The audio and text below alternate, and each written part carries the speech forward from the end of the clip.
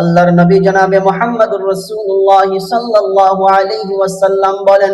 যে ব্যক্তি প্রত্যেক দিন প্রত্যেক ফরজ নামাজের পর পর করে আল্লাহ পাকের কালামের সবচাইতে গুরুত্বপূর্ণ একটি আয়াত, সবচাইতে দামি একটি আয়াত, আয়াতটি কুরআনুল কারীমের 2 নম্বর সূরা, সূরার নাম সূরা আল বাকারা, আয়াত নাম্বার 256। আল্লাহর নবী জনাবে মুহাম্মদুর রাসূলুল্লাহ সাল্লাল্লাহু আলাইহি ওয়াসাল্লাম তিনি বলেন,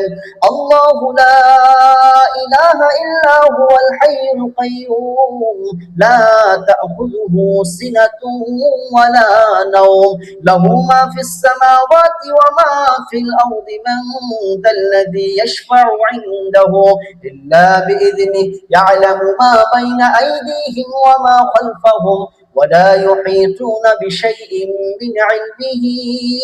إلا بما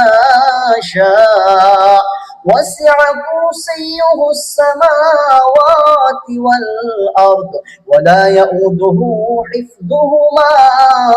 وهو العلي العظيم। যে মানুষটা প্রত্যেক ফরজ নামাজের পর পর করে এই আয়াতুল কুরসি পাঠ করবে, আল্লাহর নবী জনাবে মুহাম্মদুর রাসূলুল্লাহ সাল্লাল্লাহু আলাইহি ওয়াসাল্লাম তিনি বলেন, ওই মানুষ আর আল্লাহ পাকের জান্নাত, এই জান্নাত আর ওই মানুষটার মধ্যে মাত্র একটা জিনিস বাধা হয়ে দাঁড়িয়ে যায়, আর ওই জিনিসটার নাম হলো